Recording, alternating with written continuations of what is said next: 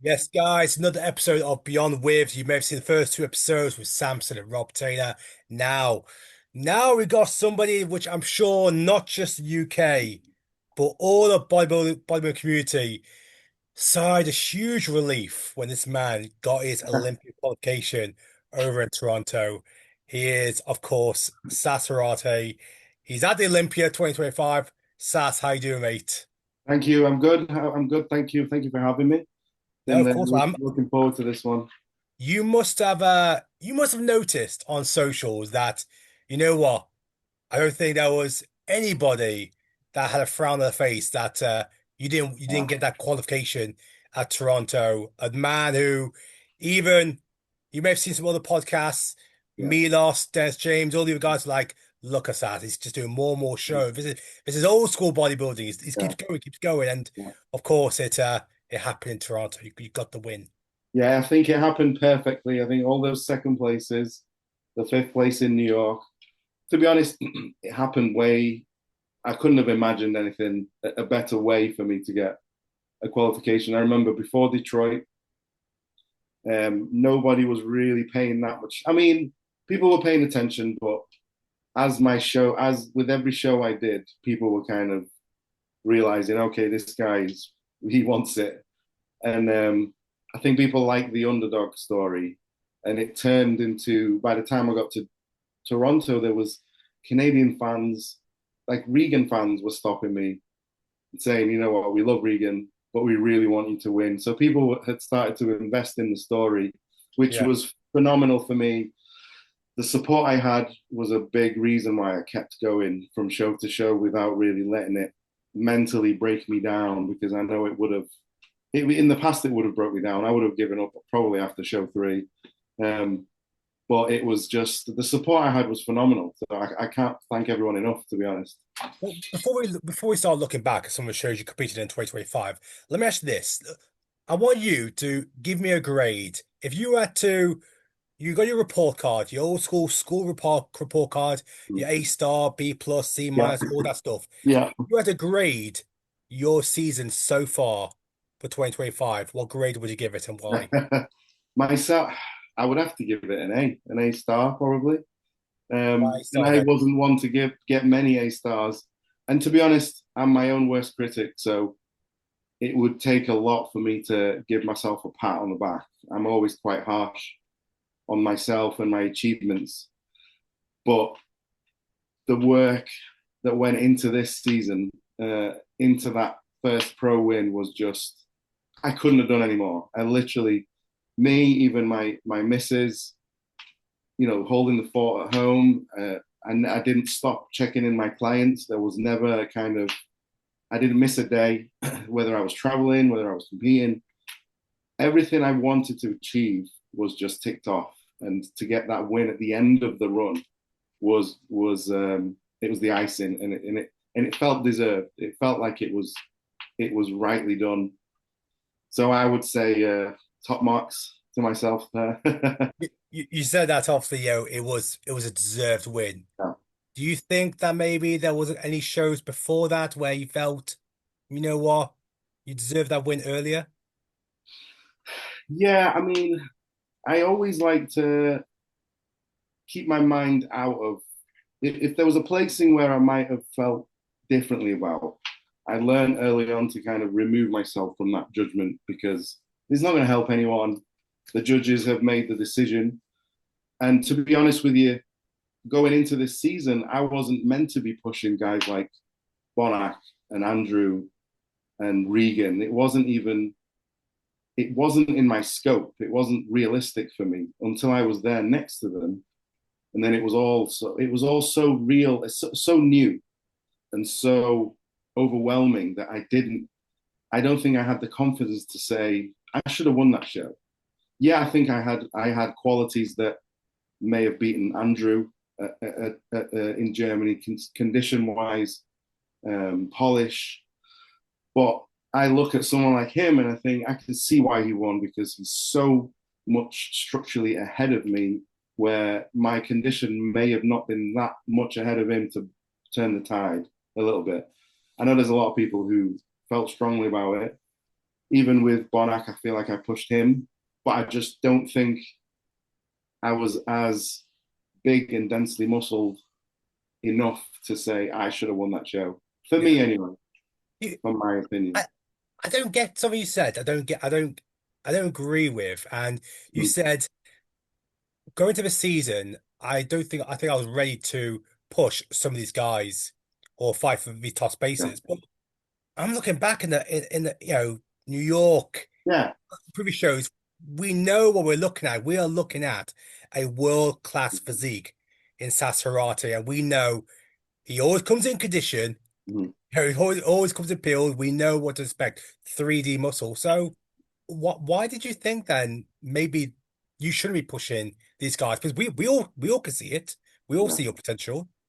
I think because I took so long off stage, and before my break, I didn't come across guys like Andrew and Bonac, and I hadn't have won a show yet. So statistically and experience wise, I didn't. In the back of my mind, I just didn't think I was ready to rival or be as good as someone like Bonac or Andrew or Regan. But obviously, by the end of the 6 show run, now my confidence is different. I know now that I can beat these guys. I know I can still make some improvements. Plus, going back to a year ago when I made my first comeback show after the 6 years, I'd spent 6 years not really pushing the size or pushing the limits. So in my mind, there was a lot of ifs, and you know there was a lot of unsure conclusions in my head as to how I was going to look on stage.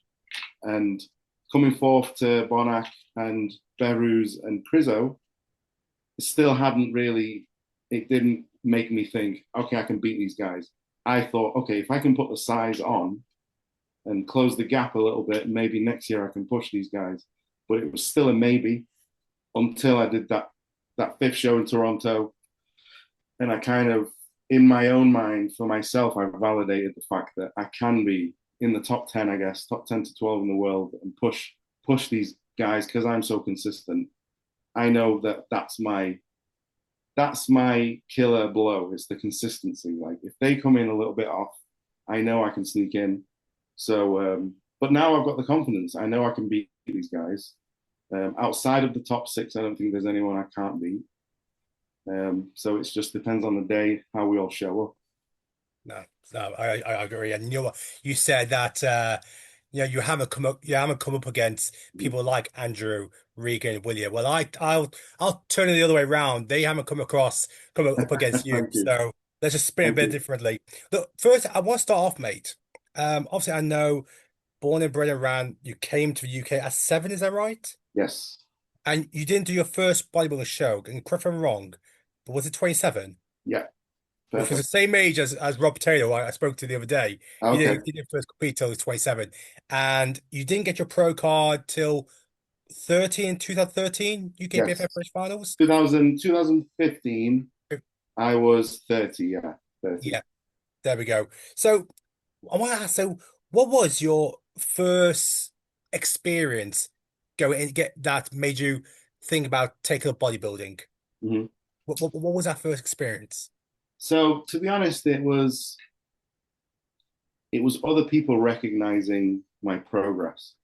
I always just, from when I was 13, when I started weight training in my room, I just wanted to get bigger, get stronger, get more confidence physically because I was quite shy. And that was it. It was never really meant to be anything more. I didn't think I could be one of these competitive bodybuilders that I saw in the magazines. I didn't even buy my first magazine until I was 19, 20. So I didn't really delve into the world of competitive bodybuilding till I was 20. But I was living the lifestyle almost. I was training, I was eating every 3 hours. It was when some of the older bodybuilders at my gym who were competitive at the time, they started saying, Sas, you could do well. And I would just kind of brush it off. No, that's not for me. But I got told for so long, year after year, people would continuously tell me, like, you need to compete. You've got the genetics, you've got the physique, the balance, the look. And it got to the point where I just thought, you know what? I've got really nothing else to direct my training now, where the next step is to either do some sort of photo shoot or get on stage. So that was what it was. It was more like another challenge for me. It was still not meant to be a career. That that's the same thing as Samson Dauda said the other day. Mm. He said that he was a rugby player. That's Right. that's Yeah. what that's what he knew about, and it wasn't until other people were telling him, which seems to be very much back then when social media wasn't so heavy, where you could be influenced to get into bodybuilding through somebody else's page.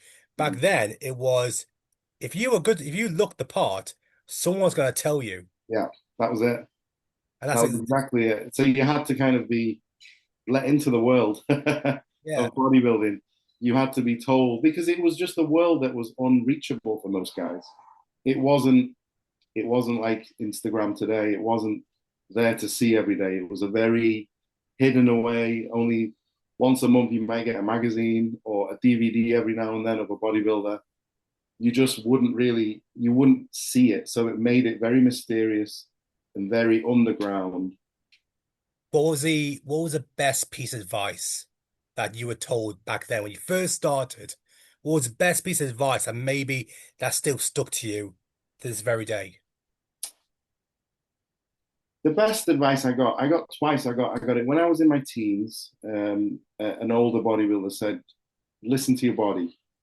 I had no idea what he was saying at the time. He said, "Your body will always tell you what it would prefer at the time, and you can decide, you know, which direction you can take it." I didn't understand that at the time. I just carried on doing my thing. Then it was Lee Priest who said it to me again just before my first ever show. I think I tweeted him on Twitter. I said, "You're a big inspiration. I'm going to do my first show, and you inspired me." And then he said, "Good luck. Just remember, your body is your best coach. Listen to it." So he said it again, and I think now looking back, that was probably the best piece of advice anyone can give because it made me it made me figure stuff out for myself instead of copying others. And I did copy others, but it was I let my body tell me if what I was doing was right or it was wrong. I never blindly followed a diet or a training plan just because someone said it was the right thing to do. I was always open-minded, but I always made up my own decision, and that's what made bodybuilding so special to me. Was I called my own shots, kind of thing. It was my journey because I was always a follower. I was never confident in school. I was never the leader of the group type thing. So bodybuilding was my world, and I'm glad I stuck to that kind of ethos that's got me here. Do, do you think then maybe that piece of advice you mentioned, listen to your own body, Mm-hmm. do you think that is something that maybe goes under the radar in the present day bodybuilding, where maybe people are looking at, okay, this is what we're looking for, so Mm-hmm. this is what I need to chase, whether it Yeah, is size or something absolutely, else. Do you think absolutely. it's going under the radar at the moment? It's so individual. I understand because we all need to follow the simple rules, the science, and we need guidelines. But at the end of the day, everyone's body is so individual with how they respond to everything food, training, performance enhancing drugs, all that kind of stuff. That it's not it's a mistake to just follow a plan without really thinking about what your body's doing with it. You could be missing out on gains or you could be missing out on extra fat loss because you're not quite listening to your body. I think it's the individual side of bodybuilding that makes it art instead of just a muscle building contest. So that's what separates proper competitors who will continue like progressing and excelling. Whereas if you just mindlessly follow a protocol, it's only going to get you so far. Sometimes you're hurting yourself and you don't know it. So yeah, there's two things. Take your time. It's a marathon. And also just listen to your body and figure out what your body wants because everyone's so different. There's so many different ways to do this Yeah. that I just see too many of the same trends. People follow trends, and it's fine. Follow the trend, but figure out if it's working for you within a few weeks. Because if it's not, you can figure out something else and keep progressing. So let me ask you this. I mean, I'm always interested to understand this from the top guys who qualify for Olympia, winning their shows. Non-negotiables. People have standards for Mhm. their day. They set the standards because in the end, you're a professional bodybuilder. What would you say are your three non-negotiables that you know Okay. what? These are what I stick to day in, day out, because consistency will get me to where I want to be. Yeah. So I guess the first thing would be um, my training. My training has to be on my clock and on my terms. Like I will always try different things if I need to. I'll ask for advice. But every time I've followed someone else's plan or on someone else's clock or someone else's opinion in the gym, I've always gone away from giving my body what it needs at the time. So that to me is a non-negotiable. It might be an obvious one, but I'm quite selfish when it comes to training. Like there's a lot of people that might ask to train with me, and I'm very picky with who I train with. Most of the time, I train on my own. I feel like when I lock in and I listen to my body, that's when I can give it exactly what it needs. But I also need the motivation sometimes to push myself harder. But that kind of happen that has to happen on my own terms as well. Another negotiable, non-negotiable. I haven't really thought about this question. It's a big one. I have to have my routine, whereas I like to be comfortable. I like to have my family around. I like to have the craziness of my life. So I don't like to be taken out to fight camp, for example. I don't want to be taken away from this confident, kind of comfortable environment. I want to be uncomfortable in the gym, but I need to know that I'm going to go home to my dog and my kids, and the craziness that they bring. It makes me a better bodybuilder. It makes me excel in prep. Knowing that I've got all this other stuff to do, it makes bodybuilding almost easy, like therapy. But if I was to go away and train for 12 weeks, I think I would mentally break down. I wouldn't feel right. So that in turn would negatively impact my progress, I think. Can I just jump on this one very quickly? Yeah. You mentioned about like comfortable, you want your family Yeah. around you, the craziness that Yeah. comes. The Cali show and Toronto, was that a week apart? That was yeah, it was. It was. It was a week. In fact, no.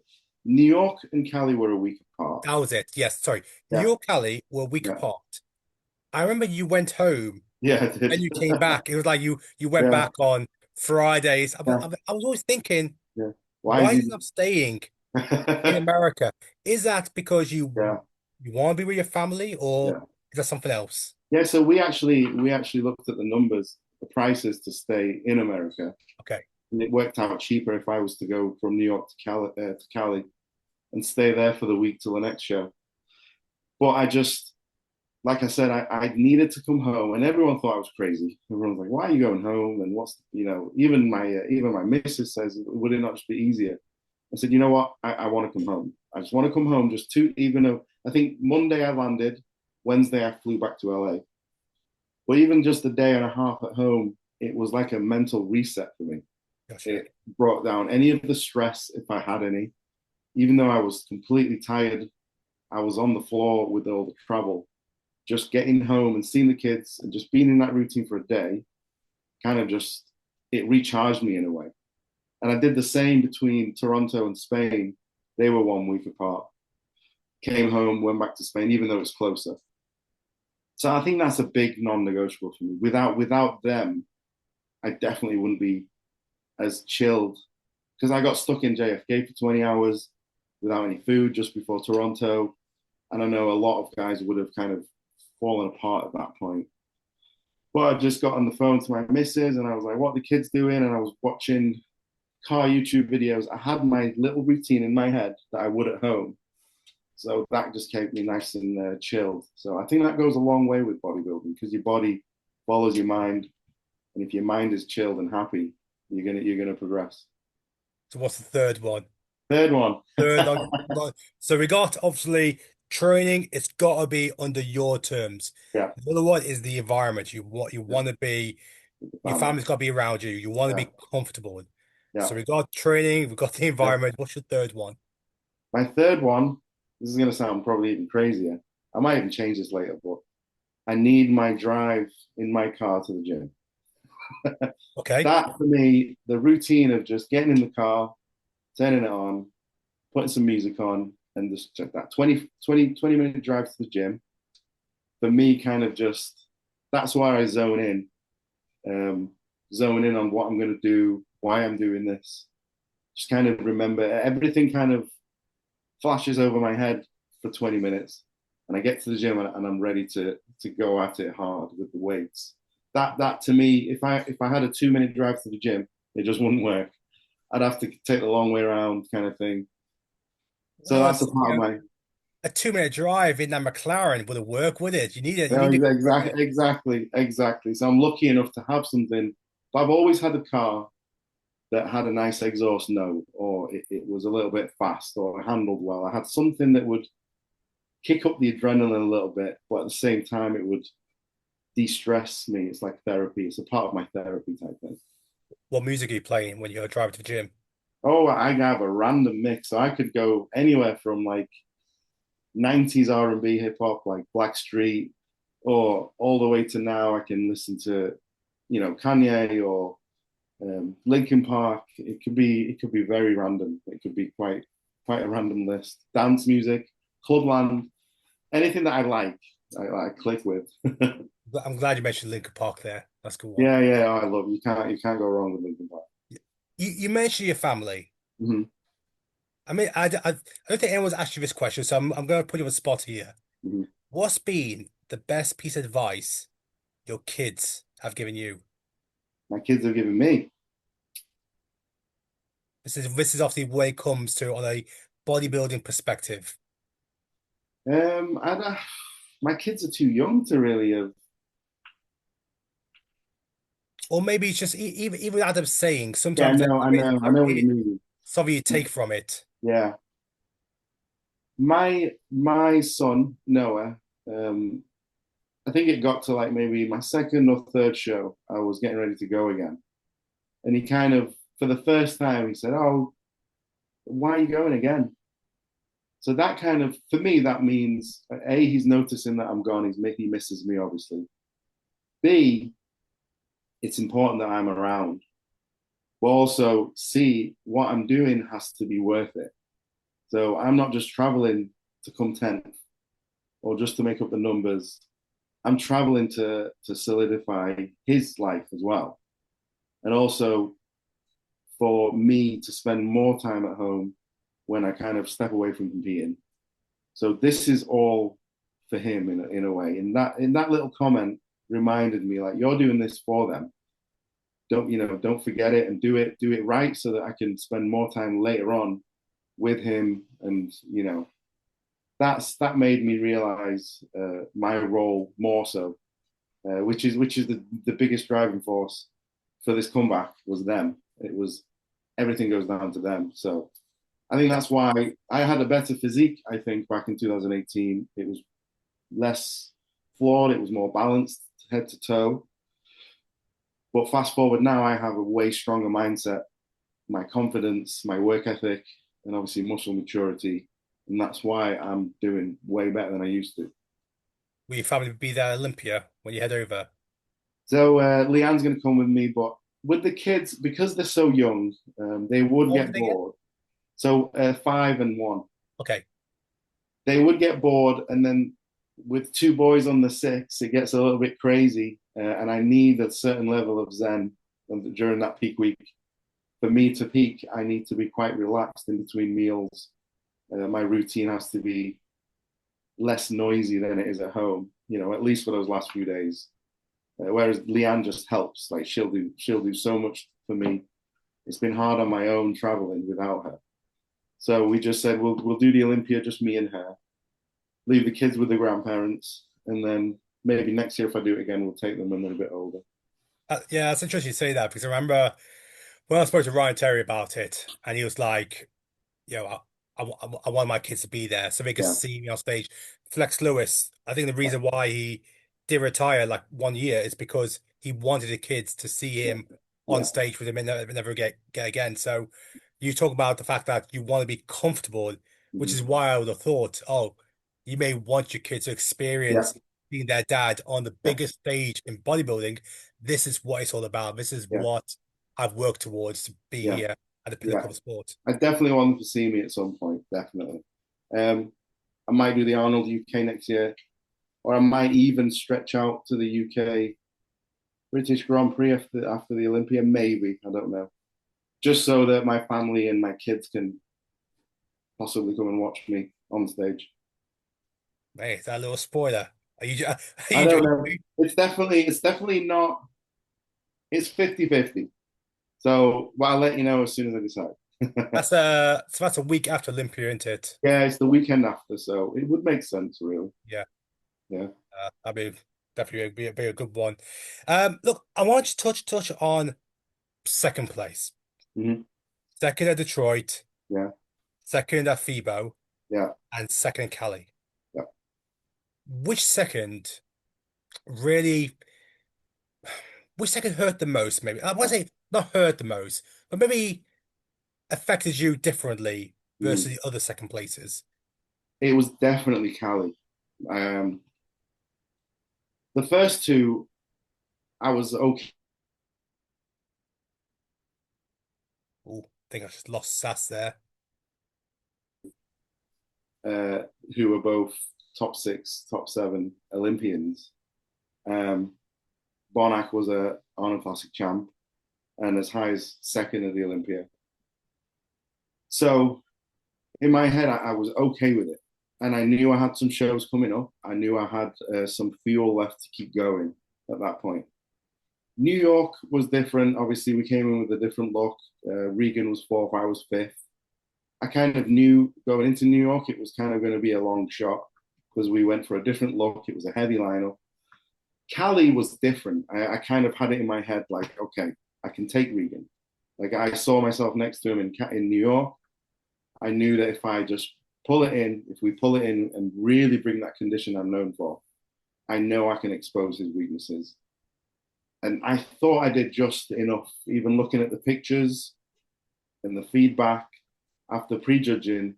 I thought this could go my way. Like, not 100%, but I thought I had a feeling I could take it.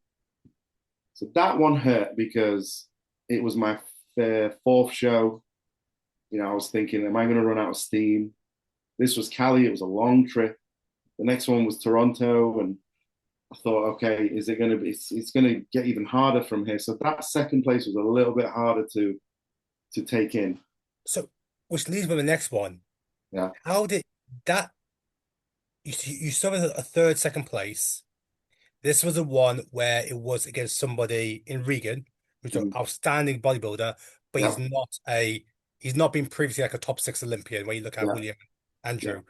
How did you overcome that setback to then have the confidence to say, Yeah. I'm gonna go to Regan's hometown Yeah. in Toronto, in the Lions Den, I'm gonna beat him on his own turf. It was hard. I tell you what, because after that Cali win, Regan's name got thrown about everywhere.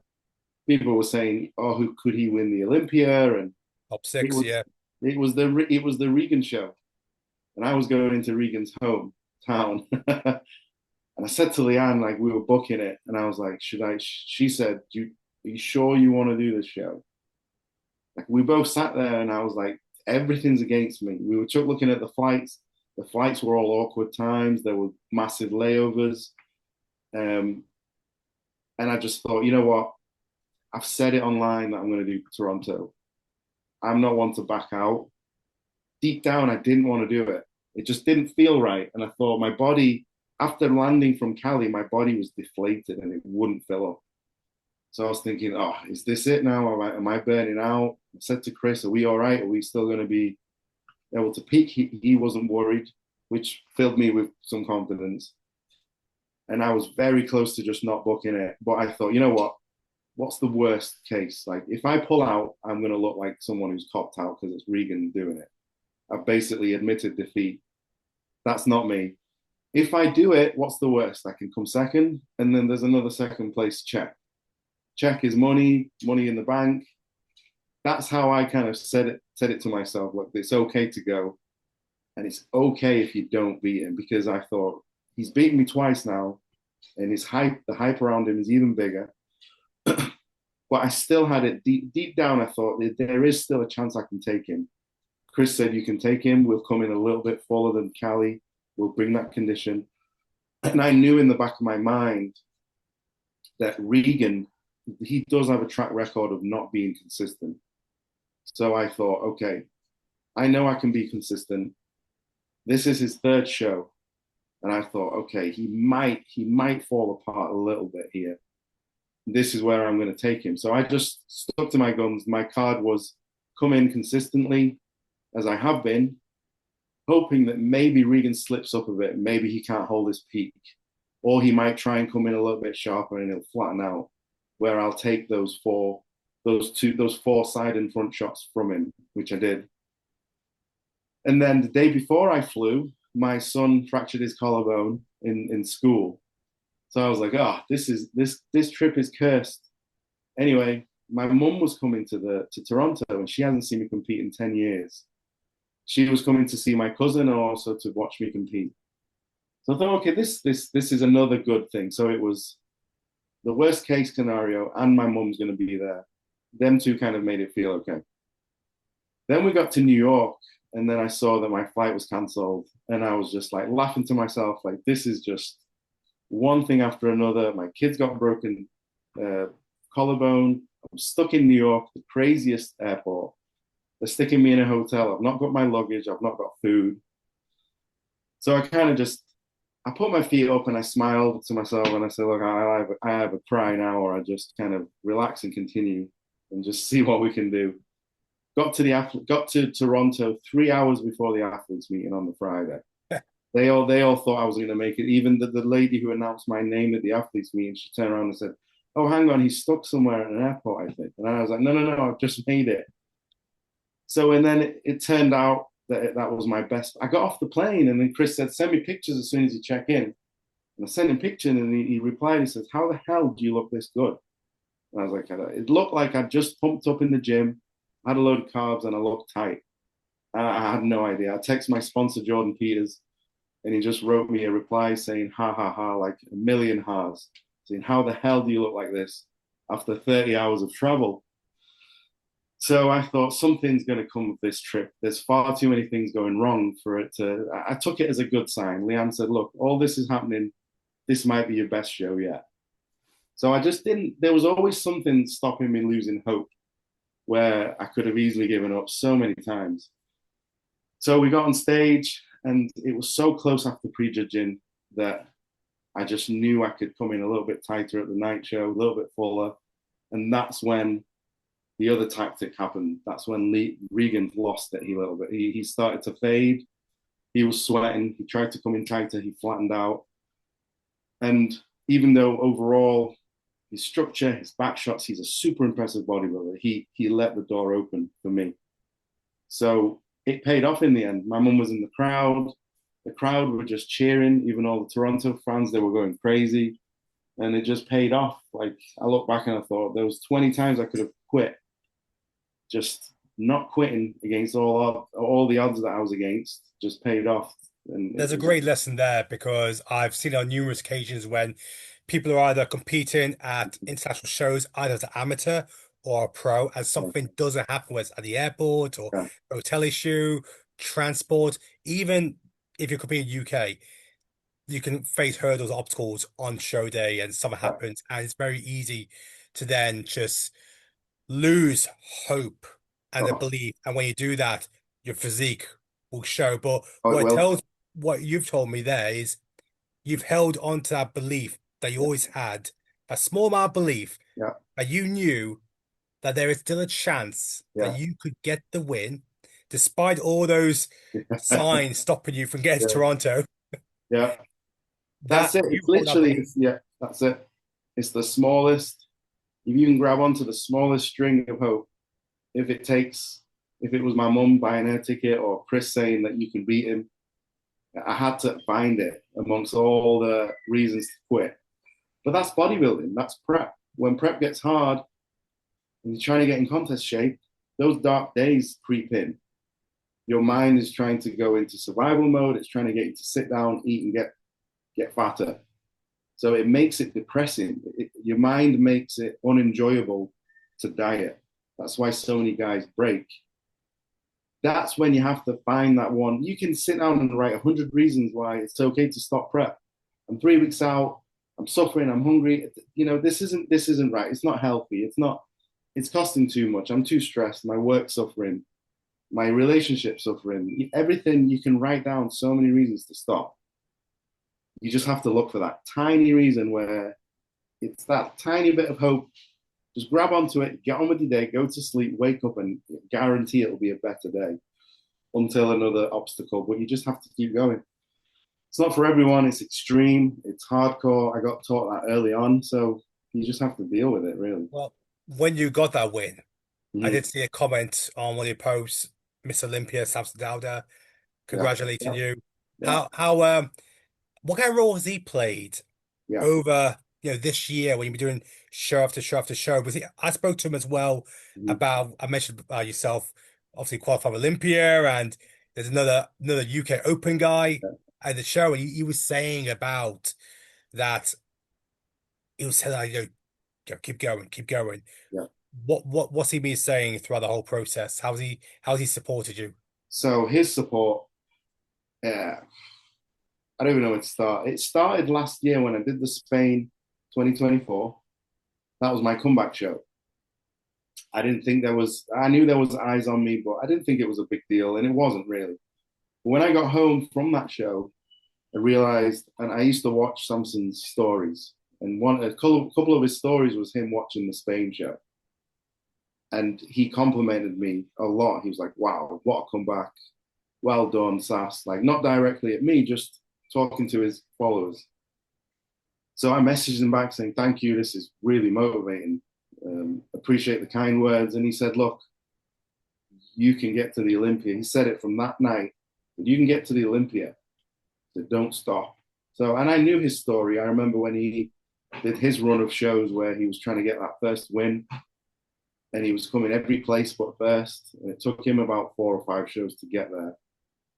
And funny enough, we got asked to do a seminar together later that summer, 24. And when we met up, we were just talking. And he took 2 hours after the seminar. He sat down with me for 2.5 hours, him and Mel. They didn't have to, just telling me about the IFBB, the Olympia, and they were telling me about how I can get there. And he was just basically saying, you need to do some shows. Like they want to see you up there. And he had it. He had me in his. He had my best interest from then for nothing. Like he didn't need anything from me. And Mel as well. The advice they were giving me was priceless. Then I saw them again a few months later at another seminar, and same conversation. So what's your plan? What shows are you going to do? And then Mel was saying, look, try and hit the US shows first. I was thinking, I'll just do some European shows. Mel said, you need to go to America. Like, go out to America and get in front of those judges. That's when I thought, okay, Detroit. Forward's already messaged me, and I thought, let's just do Detroit. And that was all because of Samson. It was him saying, do multiple shows, go to America. Because I wouldn't have gone to Detroit. I would have gone straight to Germany or Spain, and it wouldn't have been the same because I went to Detroit, and that's what put me on the map when I faced Bonac. And Samson got it in my head that it doesn't matter who you go up against. Even if you get beat, go out in front of the judges and show the world how good you are. You just need to get compared to the top guys. And that's exactly what happened. I got compared to Bonac. I got compared to Andrew, Regan, all these guys. And it did exactly what Samson said. And it took me 5 shows to get that win. Just like he said, it's going to come. Every show I did, he would message me, well done on your showing, keep going, don't stop. Like every single show. And even between prejudging and the night show, when it was me and Regan in Toronto, he messaged me saying, you can win this. And he started giving me advice. He said, don't sit too far down on your side shots because he's so tall. And he was taking the time to give me advice. And I thought that was, Bonac was as well. He was sending me voice notes saying, make sure you pose aggressively, like get out in front of Regan and show them that you want it. So Samson played a huge role. Like I can't really thank him enough without sounding like a stalker if I just message him all the time. So he knows, and we're going to try and get some sessions together, or we chat quite regularly now. And I can't thank him enough because I don't think if it wasn't for him, I don't think I would have pushed myself into the deep end like I did this year. Because Chris, my coach, he'll always say, "Let's do this show, let's do that show," but he's a man of few words. He won't force it on me because he's just my coach. Is, is Whereas that Samson was, yeah, is that your advice then for we got a lot of UK IP pros now. Last year, the UK secured 42 yeah, IP pro cards. So far this year, I think it's about 12. right, Is your advice really then for them is when you're doing your pro shows, go to America, mm-hmm. go in front of those judges who'll be judging at the Olympia. That's where you can make a statement Yeah, and build your resume. absolutely. I think if you've got the means, um, if you can get out there, then look at Joe. Joe Ballinger. Yeah, he went straight to Pittsburgh. He didn't care where he was going to place, but the fact that he just went to Pittsburgh, straight away he got started getting some respect. I could see that even as a rookie pro. And I think every pro should do that because you can always say, yeah, but I'm not ready, but you don't know. You don't know how you're going to look. I on Instagram, if I posted all my progress pictures, I look like I'm going to get maybe sixth to tenth in most of my lineups compared to some of the guys that are going to show up on Instagram. If you make your mind up without even being on that stage, you're doing yourself a little bit of injustice because you don't know how you're going to look next to those guys. You don't know how truly big they are. You don't know how cut they get until you see them on stage. So I think the only way for you to really earn the respect, get known in front of judges, because at that first show, no one really knew me. The judges didn't really know me. By Spain, the promoters were thanking me for coming to the show, and everyone knew I was showing up. I did that because I showed up at so many shows. I went up against the big heavy hitters, and I could have crumbled at any point. I remember FIBO was meant to be me and Sergio until 4 days out. I woke up and Andrew Jack is doing it. My initial response would have been, "Oh, why is he jump? Why?" But I quickly flipped that and said, "Okay, good. Let's see how I look next to Andrew. What's the worst that can happen? I'm going to lose. That's what people expect."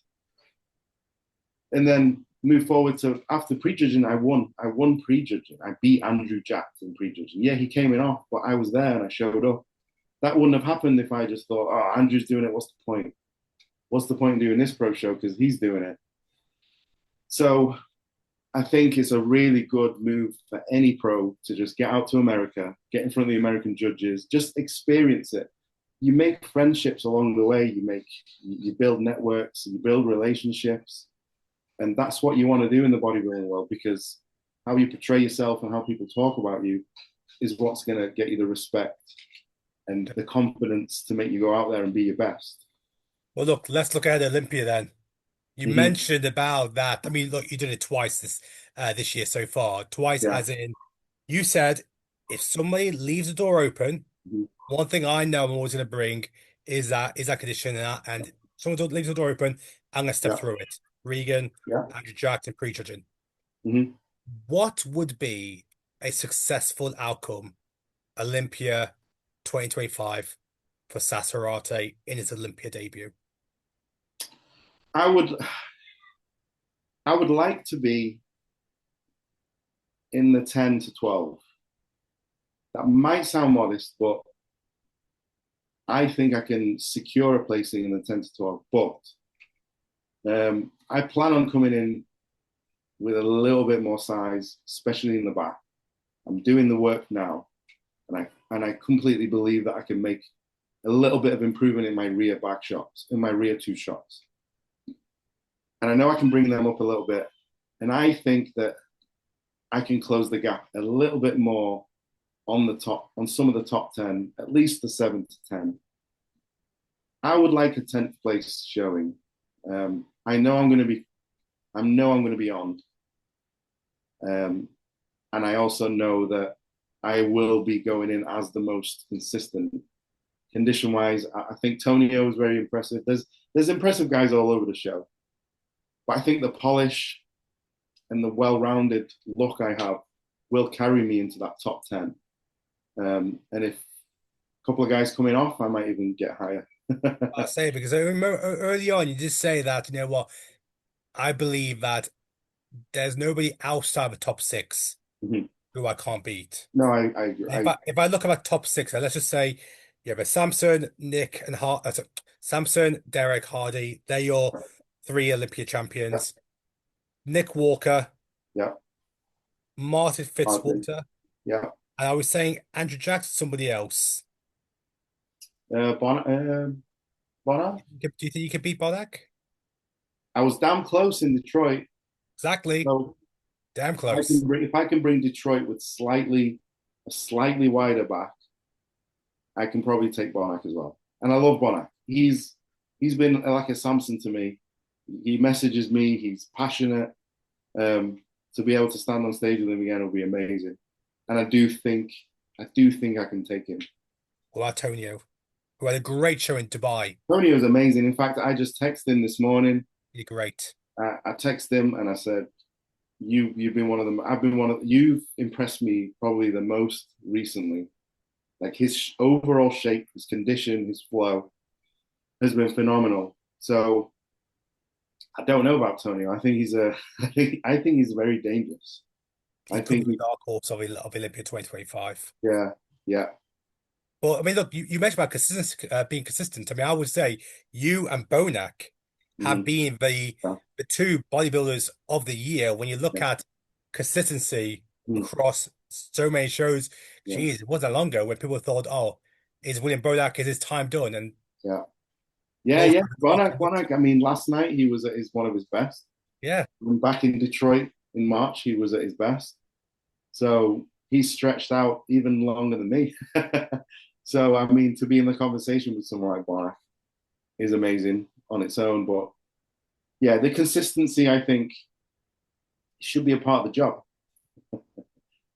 with let me throw this because I do feel outside of, let's say, the big four, Mhm. we're putting Nick Walker in the conversation, which he deserves to be given his Definitely. performance at Pittsburgh and of course New York with Hardy, Derek, and Sampson.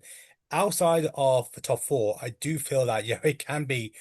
wide open. We saw Martin Fitzwater left the door Mhm. open Mhm. In Pittsburgh.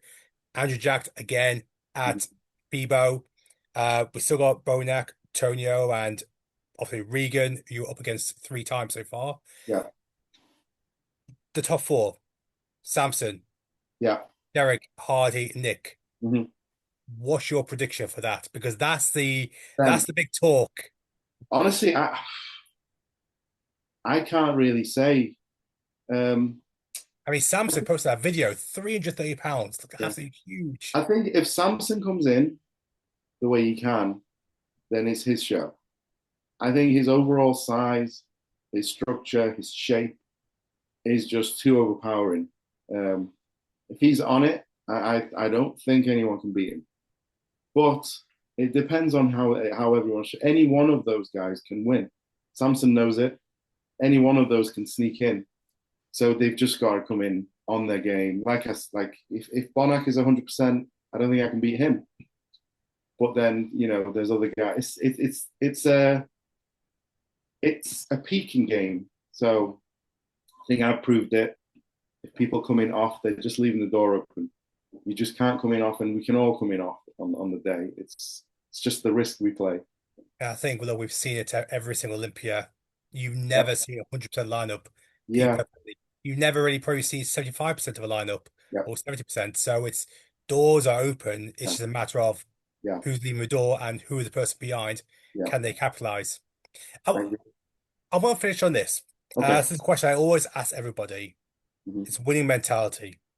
mhm. How do you, Sas Heirati, define winning mentality? I think there's um there's two parts to it for me. Uh, One is never underestimate your opponents ever, like as in don't get cocky. But the other side is be confident enough knowing that you're going to walk in and take the win. I think you have to, from the get go, you have to have it in your mind that you're going to win the show. That's what difference that was the difference for me for those last two shows was, in fact, the last three shows. I went in with a winning mindset, whereas the other shows was, could I? Maybe. That's not 100% confident. So I brought my confidence up to speed, but I didn't let it get cocky. So I think a winner should never get cocky, but should always place their mind in that with that winner's trophy straight away, every day, when you wake up, before you go to bed, before you train, when you're eating. Just really get it ingrained so that there is no doubt that you can win that show. Um, I think that's a good recipe. I think you mentioned about like having, be able to believe that you can win that Yeah, title. A lot of yeah, that comes back to also what you said earlier yeah, about the confidence of going over to compete in those big shows, mm, put yourself next to the big players. yeah, How do you go? How are you up against them? If you get close, like you yeah, did, second to Bodak, second Andrew Jack, yeah, I guess that's when the mindset shifted to believe, you know what, I do belong here yeah. and I can beat the very best. I think you can't be scared. Like, don't buy into the social media. Don't buy into the hype. Early on, my pro debut, I remember going to Chicago was my pro debut. So I straight away I went to America, and I was backstage. I was sat with um, Dallas McCarver, Akeem Williams, Johnny Jackson, Brandon Curry, Michael Lockett. These were all top guys, and I was sat there, and back then I knew that I could either let this scare the crap out of me, and I tore my hamstring 4 weeks before that show, and I didn't post anything about it. So I only had one leg, but I could have let it eat me up.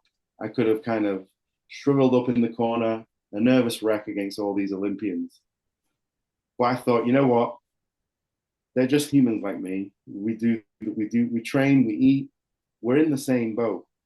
So I'm going to go out there and pose and fight for it, just like we're in the same boat, fighting for the same lifeline. And I got first call out, and I was stood next to Johnny Jackson and Brandon Curry, and I was like, this is insane.